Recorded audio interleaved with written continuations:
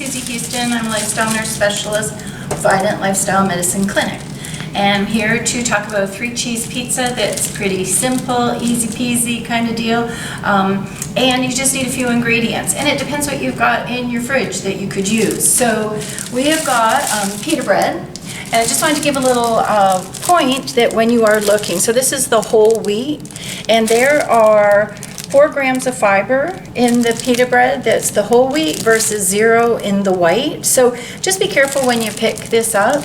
Usually where I get it's Food Lion, so it's right there in the deli section. So past the cupcakes, past the cakes and pies, and then the pita bread will be there on one of the end aisles in the red deli section.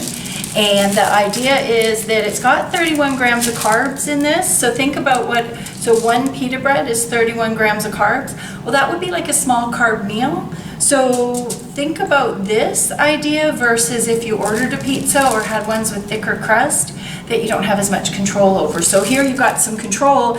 You get to put whatever veggies, or if you've got some leftover, I always use like leftover chicken or leftover steak. If you have that, you could slice it real thin to put it on here. And this just gives you another option of a meal that could be quick and easy. One thing, so we got the pita bread, that's the base. You could use a tortilla, however it's a little bit more flimsy, and this brand really holds up well. I've tried a few others, but this one holds up well. So once it gets in that oven, and my oven is on at 400 degrees, you want to preheat that so that while you're getting things ready, it's ready to go. So we've got the 3 cheeses, and I hate to say it's 3 cheeses, I thought, until I looked at this packet. And so we've already got this, you can see it in here, it's already flaked up. So the factory did the work for you. So this is Asiago, which I love, Romano, which I love, and Parmesan or Parmigiano.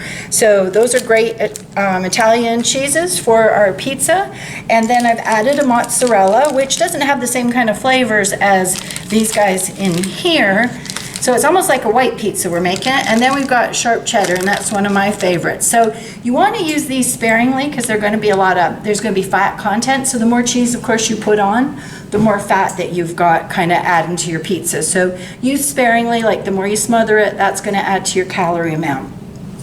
And I just wanted to let you know, so of course you can buy the bags that their cheese is already shredded and ready to go, but they've got that added filler that kind of keeps it separated, so it's like another chemical product added in. But if you just buy the block of cheese, you're going to save a little bit of money, and you get a little workout with your grater once again. So you can shred it, get in a little workout, get your heart rate up as you're shredding the cheese. So you get all that ready.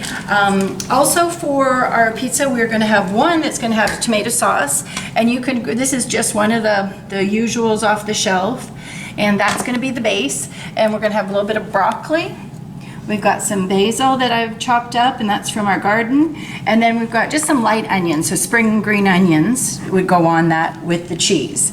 Then another option, so that'll be on one pan, and then the other option will be, I found this basil pesto, so pesto, and that is all ground up. Let's see, it's going to be off. So it's already, so that's going to be the base on another.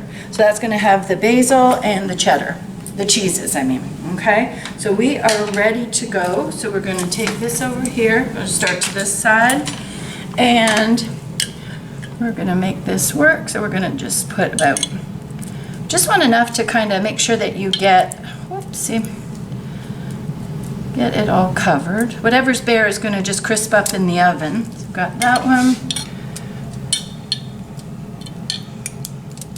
We're just spreading around, so maybe like 2-3 tablespoons on each, but you can kind of judge it as you put it on.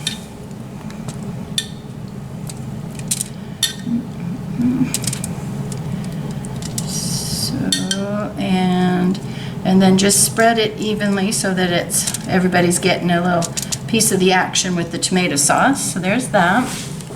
Just put that over to the side. That there, and then we're going to just use this broccoli, and we're just going to place a few of these on it. And I cut it fairly thin, some of it, some's just little pieces, but that's okay. And it can be whatever vegetable you've got. Spinach would work well on here. And then because it's going into a hot oven, but that is definitely adding to, remember we talked about the fiber in I'm even going to just dump those last little bits out so that we're not wasting any. And that's adding to the fiber value for it. And we're going to add the little bit of basil, enhancing the flavors with that there. So they've all got a little touch of that. And a little bit of onion. It's almost like a green goddess one here with the veggies. And if you don't like onions, then you would just leave them off. And if you don't like broccoli, you can do a cheese pizza. We'll leave one without the onions, and that's it. And so then we're going to just put a little bit each of the cheese. Because that is going to melt, and then that's going to spread out. So you've got it. And there. These little flakes, those are kind of nice. They're going to, and that is a lot of cheese.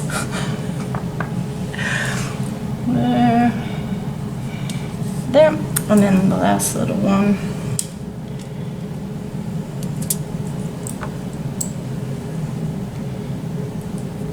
And I don't like it to fall off, so I would pick it up and put it back on there. And of course the foil is going to save you on the cleanup afterwards, hopefully, as things start to melt.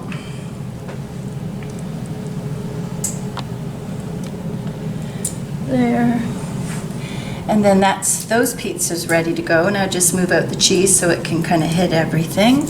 And then over here with the pesto, we're going to just use our spoon and scoop that in. And that's got pesto, olive oil, and pine nuts. And that's just a different version. So we're going to make that work. And we're going to spread it out. And this is just a different option for you to kind of change up, you know, oh, not pizza again, that now you've got something different. So I'd probably put 2 of these guys on each one. And we're spreading it around.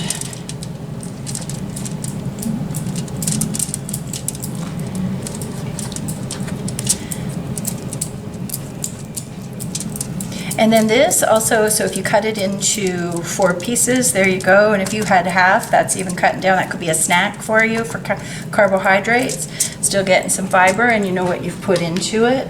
And we're probably going to just put some green onions on there. We don't need to put any basil on here because the pesto is made from that. That might be overkill. And there we go. Just move those guys around. And then we're going to divvy out our cheese. And I think we are going to have enough for all.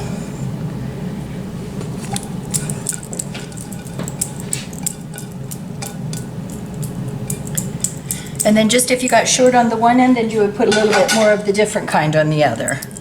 Just so that you can get a little bit of a hint of cheese on your pizza. Let's see.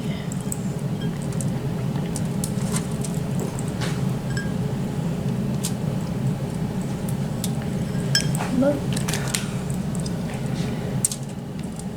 And you don't want to kind of run out on the poor guy at the end, so you can finish him off with this guy, this amount of cheese.